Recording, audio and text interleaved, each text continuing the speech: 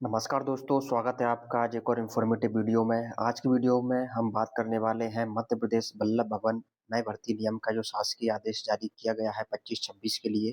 इसमें भर्ती से संबंधित जो अधिसूचना है वो जारी कर दी गई है। किन-किन पदों के लिए वो सूचना जारी की गई है जो आप देख सकते हैं यहाँ पर स्थायी एवं अस्थायी पदों से संबंधित यहाँ पे भर्ती नियम जारी किए गए हैं। अतिथि शिक्षक, अतिथि विख्याता, अतिथि विद्वान, आशा-उषा कार्यकर्ता, ग्राम रोजगार सहायक, आंगनवाड़ी कार्यकर्ता, महिला सुपरवाइजर, नगर सैनिक, ग्राम कोटवार आदि पदों के लिए आदि विभागों से संबंधित यहाँ पे दिशा निर्देश जारी किए गए हैं।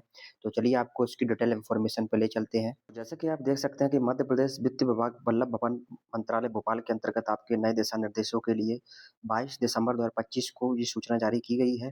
और आप देख सकते हैं कि मध्य शासन के समस्त विभागों के लिए, अध्यक्ष राजस्व मंडल ग्वालियर के लिए, समस्त संभागीय आयुक्तों के लिए, समस्त विभाग अध्यक्षों के लिए, अध्यक्ष, जिला अध्यक्ष के लिए मध्य प्रदेश के अंतर्गत ये सूचना जारी की गई है और इसका जो विषय रहने वाला है वो भी आप यहाँ पे देख सकते हैं।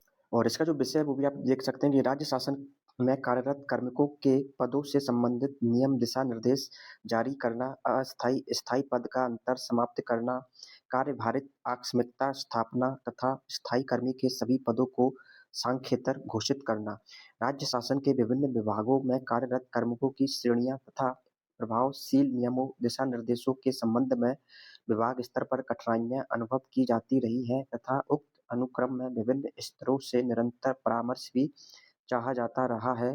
कार्य सुविधा के दृष्टिगत उक्त अनुक्रम में निम्नानुसार खंड का 2 में स्थिति स्पष्ट की जा रही है। यानी कि जो कि स्थायी पद हैं, अस्थायी पद है, आकस्मिकता के आधार पर नियमित पद हैं, संविदा पद हैं जो कि स्थायी कर्मी पद हैं और स्थायी वर्गीकृत कार्मिक पद हैं, आउटसोर्सिंग के पद हैं, विशिष्ट समय अवधि हेतु जो कर्मचारी नियुक्त किए जाते हैं उनसे संबंधित पद, अंशकालिक कार्मिकों से संबंधित पद और जो विशिष्ट विभागों में कार्यरत जो कर्मचारी हैं, उनसे संबंधित पदों के संबंध में यहाँ पर जो नए दिशा निर्देश हैं वो जारी किए गए हैं। और यहाँ पे आप देख सकते हैं कि मध्य प्रदेश के विभिन्न विभागों के अंतर्गत वर्तमान में विभिन्न श्रेणियों के कार्मिक कार्यरत हैं। मध्य प्रदेश मूलभूत नियम तथा राज्य शासन के अन्य सुसंगत नियमों निर्देशों के अनुक्रम में भिन्न-भिन्न श्रेणियों के कार्मिकों से संबंधित प्रावधान भी भिन्न-भिन्न है। प्रदेश में कार्यरत कार्मिकों की प्रमुख श्रेणियां तथा उनके संबंध में राज्य शासन के नियम दिशा निर्देश यहाँ पे वर्गीकृत किए गए हैं जो कि आप देख सकते हैं। जो इसमें जो पहला श्रेणी यहाँ पे वर्गीकृत की गई है स्थायी पद की यहाँ पे डिटेल बताई गई है कि मध्य प्रदेश मूलभूत नियम 922 के अनुसार स्थायी पद से तात्पर्य एक निश्चित दर से वेतन बिना किसी समय सीमा के स्वीकृत पद से है।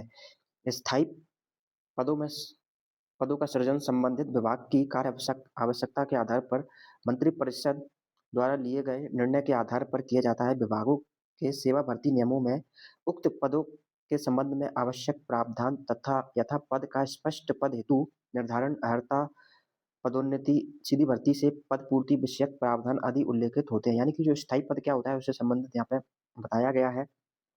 और स्थायी पद पर जो नियोजित कर्मचारी पर राज्य शासन के सभी सुसंगत नियमों निर्देशों प्रभावशील रहते हैं।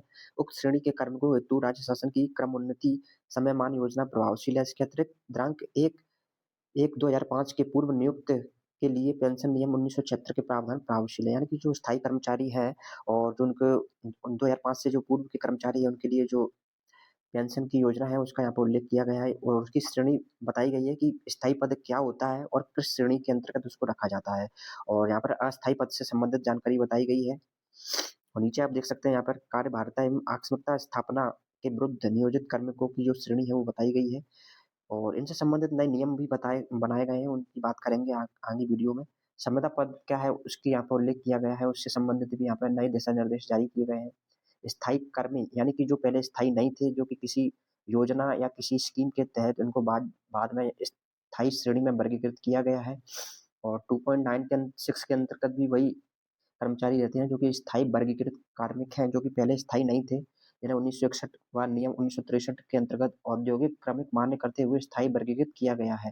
इस श्रेणी के कर्मचारी और जो निजी एजेंसी के माध्यम से ली जाने वाली सेवा यानी कि जो आउटसोर्सिंग कर्मचारी है, उनसे संबंधित नियम भी यहाँ पे दिशा निर्देश जारी किए गए हैं उनके संबंध में भी। और यहाँ पर जो विशिष्ट समय अवधि यानी कि जो शॉर्ट टर्म अवधि के लिए जो कर्मचारी नियुक्त किए जाते हैं विभिन्न विभागों में, उनसे संबंधित नियमों में भी यहाँ पे दिशा निर्देश जारी किए गए हैं। और यहाँ पे आप देख सकते हैं अंशकालिक रूप से नियोजित कर्मी यानी जो शॉर्ट टर्म अवधि के लिए जो कर्मचारी नियुक्त किए जाते हैं, उनके लिए भी यहाँ पे नए दिशा निर्देश बनाए गए हैं। और जो राज्य शासन के नीतिगत निर्णय के अनुक्रम में जो विशिष्ट विभाग आते हैं, जैसे कि आप देख सकते हैं, विशिष्ट विभाग रहने वाले हैं श्रेणी के व्यक्ति यानी कि स्कूल शिक्षा विभाग के एवं जनजातीय विभाग में कार्यरत के अंतर्गत अतिथि शिक्षक, उच्च शिक्षा विभाग के अंतर्गत अतिथि विद्वान, तकनीकी शिक्षा विभाग के अंतर्गत व्याख्याता और स्वास्थ्य विभाग के अंतर्गत आशा-उषा कार्यकर्ता एवं सुपरवाइजर, ग्रामीण विकास विभाग के अंतर्गत ग्राम रोजगार सहायक, महिला एवं बाल विकास के अंतर्गत आंगनबाड़ी कार्यकर्ता एवं सुपरवाइजर और यहाँ पर गृह विभाग के अंतर्गत नगर सैनिक, राजस्व विभाग के अंतर्गत कोटवार आदि के संबंध में भी यहाँ पे नए दिशा निर्देश जारी किए गए हैं।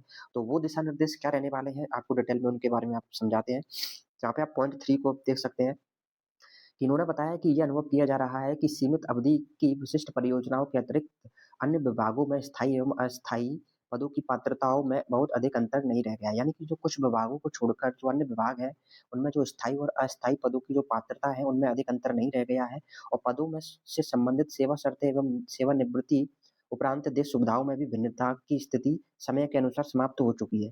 यानी कि जो अस्थायी और अस्थायी पदों कुछ विभागों को छोड़कर जो अन्य विभाग हैं, उनमें जो कि उनको जो सुविधाएँ मिलती हैं, उसकी स्थिति भी समय के अनुसार समाप्त हो चुकी है, ऐसा कि उन्होंने बताया है और अन्य पात्रताएँ भी लगभग समान रहती हैं। तो इस संदर्भ में उन्होंने बताया है कि उक्त तथ्य के दृष्टिगत वर्तमान में प्रचलित स्थायी एवं अस्थायी पदों का जो विभेदीकरण जो कि अंतर है, वो समाप्त किया जाता है। पूर्व से जो प्रचलित अस्थायी पदों को स्थायी पदों में परिवर्तित करने हेतु सेवा भर्ती नियमों में आवश्यक प्रावधान किए जाएँ। यानी कि जो पूर्व से जो अस्थायी पद हैं, उनकी आवश्यकता होने पर उन्हें स्थायी किया जाए और जो कुछ अस्थायी पद हैं, जो कि शॉर्ट टर्म के लिए किए जाते हैं, उनको स्थायी पदों से हटाकर अस्थायी किया जाए, जैसे कि उन्होंने बताया है।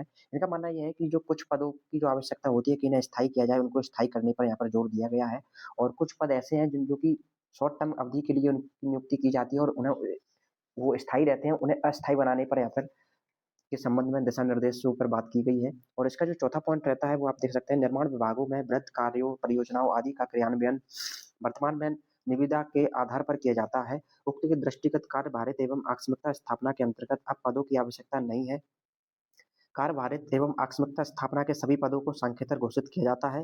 कार्यभारित एवं आकस्मिकता निधि के अंतर्गत अब नवीन नियुक्ति नहीं की जाएगी। यानी कि जो कंस्ट्रक्शन डिपार्टमेंट के अंतर्गत जो विभाग के अंतर्गत जो कुछ पद रहते हैं, जो कि शॉर्ट टर्म के लिए उन्हें कार्य हेतु सृजित किया जाता है, उन पे जो उनकी जो कार्यभारिता है वो कि शॉर्ट टर्म के लिए रहती है, इसलिए उन्हें उन पर परमानेंट नियुक्ति नहीं की जाए। उनकी जो परमानेंट नियुक्ति है उसको हटाया जाता है, ऐसा भी उन्होंने बताया है यहाँ। और नीचे आप देख सकते हैं कि इस तरह के जो पद जो पहले से सृजित हैं, इन पे यदि अनुकंपा नियुक्ति की स्थिति आती है, तो वो जो अनुकंपा नियुक्ति इस पे दी जाती है, यदि भविष्य में ऐसी नौबत आती है, तो वो नियमित पद के विरुद्ध मानी जाएगी, यानी कि उसको नियमित नहीं माना जाएगा, ऐसा कि उन्होंने बताया है इन विभागों में। और यहाँ पे आप पॉइंट 5 में आप पढ़ सकते हैं, ये सबसे महत्वपूर्ण पॉइंट रहने वाला है इस दिशा निर्देशों के अंतर्गत। जो सबसे महत्वपूर्ण पॉइंट है, वो आपका पॉइंट 5 है, इससे आपको सारी स्थिति इस जो दिशा निर्देशों की है, वो क्लियर हो जाएगी। उपरोक्त खंडिका 2.5 और 2.6 में वर्णित श्रेणियों के सभी कार्मिकों को सांकेतिक घोषित करते हुए भविष्य में उनके स्थान पर अन्य को कार्य पर नियोजित नहीं कराया जाएगा। यानी कि 2.5 और 2.6 2.5 में आप देख सकते हैं कि जो स्थायी कर्मी यानी कि जो पहले जो निजी थे उनको बाद में किसी योजना या परियोजना के अंतर्गत स्थायी श्रेणी में रखा गया या वर्गीकृत किया गया, उसमें 2.5 और 2. श्रेणी के कर्मचारी हैं। तो इस श्रेणी के जो कर्मचारी हैं, उनको संखेतर घोषित किया जाएगा और भविष्य में उनके स्थान पर यानी कि इन पदों पर जो कार्यरत हैं, जो नियमित तौर पर अब हो चुके हैं, उनको भविष्य में अनुकंपा नियुक्ति की पात्रता नहीं होगी उस पदों पर, ऐसा कि उन्होंने बताया है। और जो उसका पॉइंट नंबर 6 है, वो भी आप सबसे महत्वपूर्ण रहने वाला है। विभागीय आवश्यकताओं के अनुरूप भविष्य में सिर्फ खंड का 2.1 एवं 2.4 की श्रेणियों के पदों का ही सृजन किया जाएगा। यानी कि 2.1 के अंतर्गत स्थायी पद आपके वर्णित किए गए हैं, जैसे कि हम लोगों ने आपको ऊपर बताया था और 2.4 के अंतर्गत आपके संविदा पद हैं, उसको वर्णित किया गया है। तो इस श्रेणी के पदों का ही भविष्य में सृजन किया जाएगा, यानी कि इन्हीं की नियुक्ति की जाएगी और इसके अलावा जो कार्मिक का नवीन नियोजन खंड का 2.7, 2.8, 2.9 और 2.6 में आप देख सकते हैं कि आउटसोर्स कार्मिक और 2.8 में जो शॉर्ट टर्म अवधि के लिए या अंशकालिक समय अवधि के लिए या 9 में इस तरह के कर्मचारियों को वर्णित किया गया है। तो इनके संबंध में बताया गया है कि जो अन्य पद हैं 2.1 और 2.4 को छोड़कर वो इस श्रेणी के अंतर्गत रखा जाएगा, उनको नियमित नहीं माना जाएगा। और पॉइंट नंबर 7 में आप देख सकते हैं कि उपरोक्त दिशा निर्देश जारी होने के उपरांत मध्य प्रदेश शासकीय सेवक अस्थायी एवं अर्धस्थायी नियमित नियम 1960 एवं वित्त विभाग द्वारा अस्थायी पदों की निरंतरता के संबंध में समय-समय पर जारी दिशा निर्देश स्वतः निर्देशित मान्य होंगे, यानी कि इस संबंध में भविष्य में और भी दिशा निर्देश बनाए जा सकते हैं जो कि मान्य होंगे शासन द्वारा। और उपरोक्त दिशा निर्देश मंत्रिपरिषद के आदेश आइटम आइटम क्रमांक 14 दिनांक 16 दिसंबर 2025 में लिए गए निर्णय के अनुक्रम में जारी किए जा रहे हैं। यानी कि जो मंत्री परिषद की जो बैठक हुई थी 16 दिसंबर 2025 को, उसके अंतर्गत ये नियम बनाए गए हैं। और इसका जो अंतिम पॉइंट रहने वाला है कि उपरोक्त अनुसार दिशा निर्देश की प्रभावशीलता जारी होने की दिनांक से मान्य होगी। तो जैसे कि आप देख सकते हैं कि ये नियम आपके नए बनाए गए हैं और इसकी जो प्रतिलिपि है वो किन-किन विभागों में मान्य रहने वाली है, वो भी आप यहाँ पे देख सकते हैं कि राज्यपाल मध्य प्रदेश के अपर मुख्य सचिव राजभवन भोपाल, अपर मुख्य सचिव मुख्यमंत्री सचिवालय भोपाल और अन्य विभागों की डिटेल भी यहाँ पे बताई गई है। तो इन सभी विभागों में इसकी जो प्रति है वो भेज दी गई है। तो चलिए दोस्तों, इसी के साथ वीडियो समाप्त करते हैं। वीडियो अच्छा लगा हो तो वीडियो को करें लाइक और चैनल को करें सब्सक्राइब और इसी तरह की और भी इन्फॉर्मेटिव वीडियो के लिए चैनल पर बने रहिए। तो फिर मिलते हैं किसी नेक्स्ट वीडियो में, तब तक के लिए धन्यवाद।